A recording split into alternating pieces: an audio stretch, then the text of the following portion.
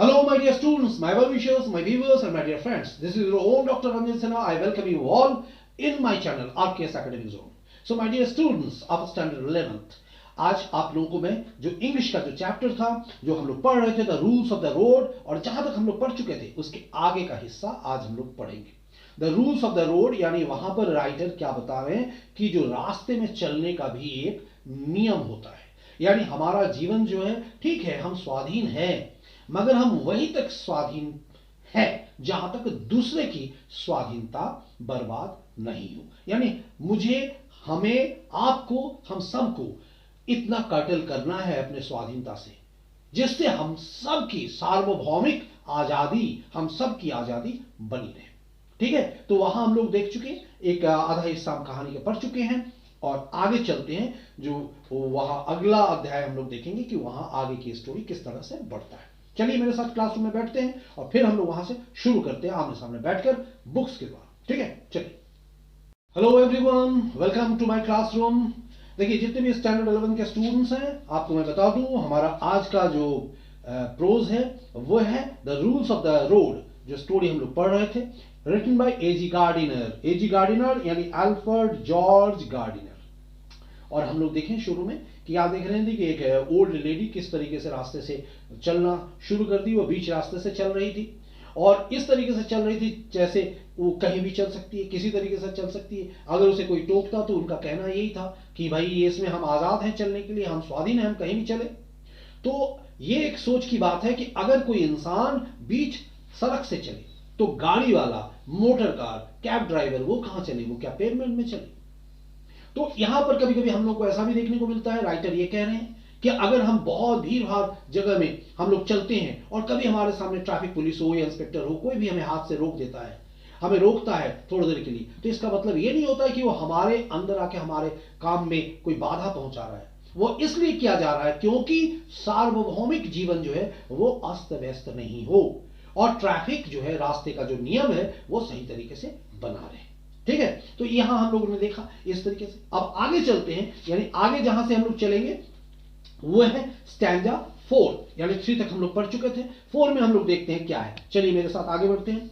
In all these and 1000 other details you and I please ourselves and ask no one's leave. हम लोग क्या देखते हैं, इन सब में और हजार अन्य बातों में आप और मैं जो हम चाहें कर सकते हैं और हमें किसी आदमी की अनुमति की आवश्यकता नहीं है. हम चाहे तो कुछ भी कर सकते हैं, जोकर बन सकते हैं, लंबी टोपी पहन सकते हैं, मुस्टैच को हटा सकते हैं, तो क्लाउन की तरह भीड़ भाड़ जगह में जा सकते हैं.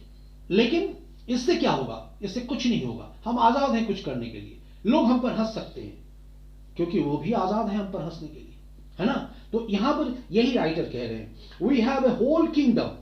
हमारे पास क्या है, हमारा पूरा राज्य है. In which we rule alone, जिसमें हम अकेले शासन करते हैं. Can do what we choose, और हम वहां पर जो चाहे वो कर सकते हैं. बी वाइज और रिडिकुलस, आप ज्ञानी हो, अगर आप बुद्धिमान हैं या हास्यकर बनना चाहते हैं. हार्शली और इजी, आप कठोर या सरल बन सकते हैं, जो बनना चाहें. कन्वेंशनल और ऑड, यानी आप पारंपरिक या विचित्र बनना चाहें, जो चाहे आप बन सकते हैं.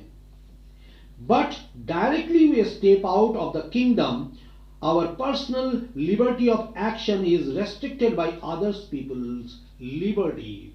यानी परंतु जो ही हम उस राज्य से कदम बाहर रखते हैं, अपने किंगडम से हम बाहर कदम रखते हैं, तो हमारी कार्य करने की व्यक्तिगत आजादी दूसरे लोगों की आजादी से सीमित हो जाते हैं. यानी वहां हमें अपनी आजादी को रोकना पड़ता है थोड़ी देर के लिए, थोड़ा सा उसमें से कटल करना पड़ता है.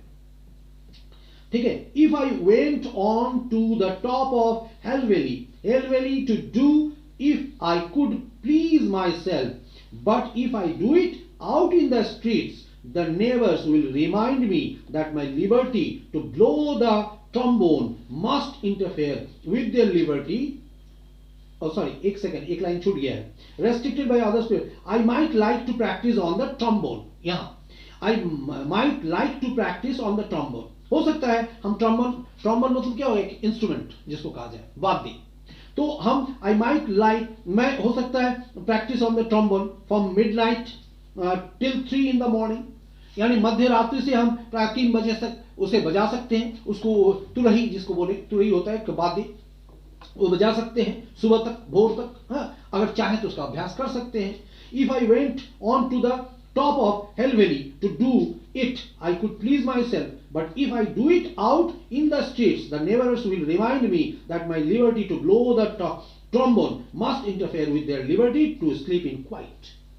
यानी देखिए, यदि मैं हिल वैली के शिखर पर जाऊं तो मैं अपनी मन मर्जी कर सकता हूं। हिल वैली के शिखर में जाके भी हम इसे बजा सकते हैं, अकेले सुन सकते हैं इसके धुन को और मस्ती कर सकते हैं, मजा ले सकते हैं, लुत्फ उठा सकते हैं इसका। परंतु ज्यों ही यदि मैं इसे बाहर सड़क पर करता हूं तो पड़ोसी मुझे याद कराएंगे, तो पड़ोसी मुझे कहेंगे कि मेरी तुरही बजाने से, यानी मेरे इस इंस्ट्रूमेंट्स के बजाने से उनकी जो आजादी, यानी उनकी चैन की नींद जो है, जो वो ले रहे हैं, उसमें कहीं ना कहीं बाधा, यानी सोने में उनकी आजादी छिन जाएगी। तो वो हमें इसके लिए रोक सकते हैं, टोक सकते हैं या कह सकते हैं। There are lot of people in the world, बहुत ऐसे दुनिया में लोग हैं, and I have to accommodate my liberty to their liberties, और मुझे अपनी आजादी को उनकी आजादी के साथ समायोजित करना पड़ता है या करना है, जो भी बोले, ये राइटर कह रहे हैं। तो एक दूसरे की आजादी को मिलाना पड़ता है, हमें उसकी समझना पड़ता है, उसे हमारी आजादी को समझना पड़ता है। आगे चलते हैं। We are all liable to forget this, and unfortunately we are much more conscious of the imperfections of others in this respect than of our own. यानी हम सब ये भूल सकते हैं और दुर्भाग्यवश हम इस बारे में अपनी त्रुटियों को, मतलब अपनी त्रुटियों की अपेक्षा दूसरे की त्रुटियों के बारे में अधिक सचेत रह जाते हैं, अधिक सचेत होते हैं। यानी हम दूसरे की त्रुटि को देखते हैं और अपनी अंदर जो है खामी है उसको भूल जाते हैं, उसको नजरअंदाज करते हैं और दूसरे की जो है खामियां जो है उनकी त्रुटियों को तलाशने रह जाते हैं। ठीक है, चलिए आगे बढ़ते हैं। I got into a railway carriage at a country station the other morning and I settled down for what the school boys would call an hour's sort at a blue book. मैं एक दिन प्रातः, क्या मतलब writer कह रहे हैं कि अगर मैं एक देहाती स्टेशन पर, कोई ऐसे मतलब रेलवे स्टेशन में चला जाऊं, कोई खाली स्थान पे, गांव हो शहर हो, और उसके रेलवे कैरेज में, यानी डब्बे में, बॉगी में, जिसको रेलवे के, और मतलब वहां स्टेशन में चल के रेल के डिब्बे में अगर मैं बैठ जाऊं प्रवेश किए करके, और other morning and settle down, वहां पर जाके बैठ जाता हूं, जिसे स्कूल के बच्चे 1 घंटे का परिश्रम से पढ़ना कहते हैं। जैसे बच्चे, स्कूल के बच्चे परिश्रम से कोई चीज पढ़ता है, और मैं वहां क्या करूं, 1 घंटा पढ़ने के बजाय मैं क्या करूं, सोट एट ए ब्लू बुक, और मैं वहां पर क्या करूं, मैं ब्लू बुक पढ़ने के लिए बैठ गया, पढ़ना, जिसको वो ब्लू बुक किसको कहते हैं, ब्लू बुक मतलब कि ऑफिशियल बुक। तो जैसे अगर मानिए कि जहां स्कूल के बच्चे अगर बैठ के पढ़ना पसंद करेंगे और मैं उस तरीके से रेलवे के डब्बे में जाऊं, बैठ जाऊं और वहां अपना ब्लू बुक पढ़ना शुरू कर दूं, यानी ऑफिशियल बुक पढ़ना शुरू कर दूं।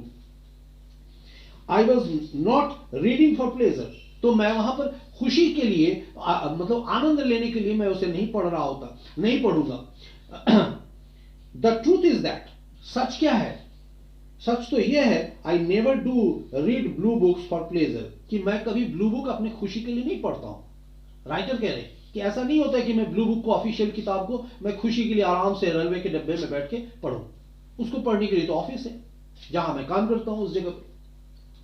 तो ब्लू बुक कभी मनोरंजन के लिए नहीं पढ़ा जाता, ये नहीं पढ़ते हम। I read them for the very humble purpose of turning an honest Penney out of them. मैं तो उनको ईमानदारी से पैसे कमाने का साधारण से उद्देश्य के लिए पढ़ता हूं, पैसे कमाने का एक जरिया मानता हूं, और उसको उसी साधारण उद्देश्य से मैं ब्लू बुक यानी ऑफिशियल किताब को झांकता हूं या पढ़ता हूं। राइटर ऐसा बता रहे हैं। Now if you are reading a book for pleasure, it doesn't matter what is going on around you. तो अब देखिए कैसा होता है कि अगर मैं ऑफिशियल किताब को लेकर रेल के डब्बे में जाकर बैठ के पढ़ूं तो कैसा लगेगा, चाहो तो पढ़ सकता हूं, मगर उसके लिए कोई खुशी तो है नहीं, उसका पढ़ने का स्थान कहीं और है। क्यों? क्योंकि ब्लू बुक पढ़ने का मतलब क्या है, मैं अगर ब्लू बुक पढ़ूंगा तो उसके लिए मैं वहां एक सिंगल पेनी, मतलब एक एक पैसा कमाने के लिए मैं ऑफिशियल किताब पढ़ूंगा ना। उसका पढ़ने का वजह क्या है, तो उसके लिए तो मुझे कोई आनंद तो नहीं मिल रहा है, खुशी तो नहीं मिल रहा है, प्लेजर ढूंढने की तो मैं नहीं पढ़ रहा हूं। तो अगर मैं ऐसा करूं तो कर सकता हूं, जहां बच्चे बैठ के पढ़ते हैं मैं उनकी जगह में जाकर बैठ जाऊं, तो उससे कुछ होने वाला नहीं है, लेकिन मैं कैसा दिखूंगा फिर? हो सकता है वहां जो बच्चे पढ़ रहे हैं उसकी स्वाधीनता बर्बाद हो जाए, खराब हो। And now if you are reading a book for pleasure, it doesn't matter what is going on around you. और यदि आप ऐसा सोचते हो कि आप कोई भी किताब मनोरंजन के लिए पढ़ रहे हो, तो फिर इसमें कोई अंतर नहीं पड़ता कि आपका इर्द गिर्द, आपके आसपास के वातावरण में क्या हो रहा है या क्या घट रहा है।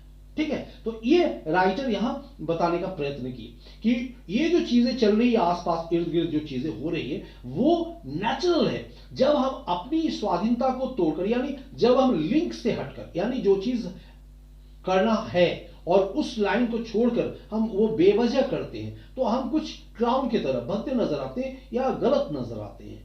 वहां पर हम क्या करते हैं, अपने आजादी लेने के लिए, मनचाहा कोई भी काम, कहीं भी कुछ भी करने के लिए हम दूसरे की आजादी में खलल डाल देते हैं। ये कहना था राइटर का। तो ये जो रूल्स ऑफ द रोड के लिए हम लोग चल रहे हैं, यानी रास्ते का, रोड मतलब क्या है, सिर्फ रास्ते का नहीं, ये नहीं कि रोड का नियम सिखा रहे हैं कि हरा बत्ती है तो आप ऐसे चलो, रेड बत्ती है तो आप रुक जाओ, जेब्रा क्रॉसिंग में ऐसे पार करो, ये नहीं कहा जा रहा है। रूल्स ऑफ द रोड, यहां रोड को आप बहुत ये नहीं देखिए कि केवल रास्ता, रोड मतलब हमारे जीवन में चलने का जो प्रोसेस है, वो जो जीवन की जो रास्ता है, उस रास्ते में हमको किस तरीके से चलना है, वो नियमावली, उसके बारे में हम लोग यहां पढ़ रहे हैं, या राइटर बता रहे हैं। इसका एक गहन अध्ययन है इसके पीछे। ठीक है, तो आज के लिए इसको हम यहीं छोड़ रहे हैं, फिर अगले इसमें क्लास में आएंगे, एक एक करके थोड़ा थोड़ा करके इसको पढ़िए तो अच्छे से आप समझ पाइएगा। फिर इसको आप यहाँ रीडिंग डाल दीजिए, इसमें हार्ड वर्ड निकाल लीजिए, अच्छे से तैयारी कर लीजिए। तब तक के लिए फिर मैं दूसरे क्लास में आऊंगा, फिर इस पढ़ाई को आगे लेकर चलूंगा। ठीक है, so all the best, take care, bye bye, see you again, thank you.